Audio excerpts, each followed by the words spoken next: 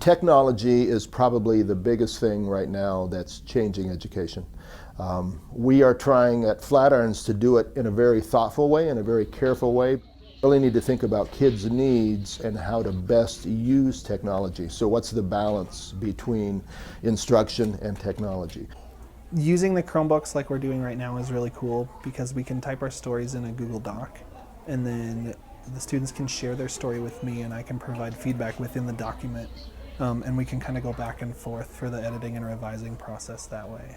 I like that you can write your own stories.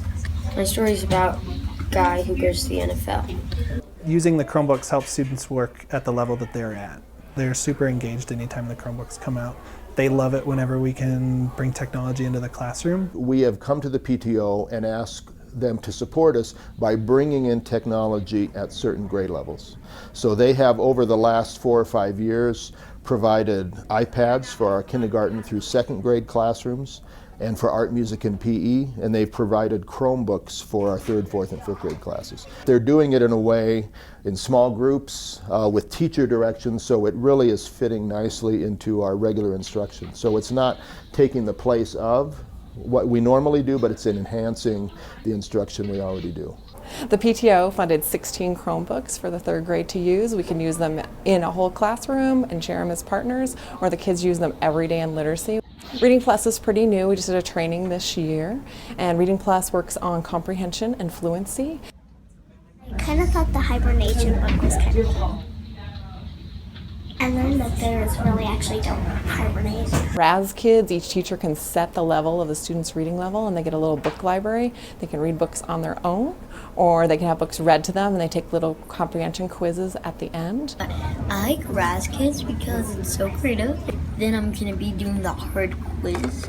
The other big thing that we work on that's important in 3rd grade is we start keyboarding or typing, and so we use Typing Pals. I learned how to type. Then they can publish poems, stories, paragraphs. I like Chromebooks and RAS Kids because it teaches you how to read. They also have to remember their password, so we teach about internet safety and security. We have 13 iPads in each 2nd grade classroom. So we have a 1-to-2 ratio right now with iPads to kids. So for example, for math, we do a rotation where the kids have an iPad for about 10 to 15 minutes every other day, and they're using a math app, and they're practicing skills at their level. So if they're doing well in the app, they move up, and the problems get harder. If they're not doing well, the app notices that and moves down and is able to provide support that way. So then in reading, we use them for book clubs, for word work, so phonics work, and then also for special projects. I like the iPad because you get to learn. You have to think of technology as a tool, and so it's not something that we do, it's something that we use.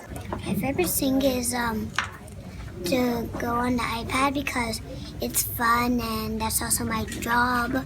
And I also like doing it because I get to learn other things. The district, they give us some funds, but it is not enough to really support kids in the way we need to. So without our PTO, over the next few years, I don't think we'd be able to get to where we need to for kids. But the technology will just more and more be coming into the building.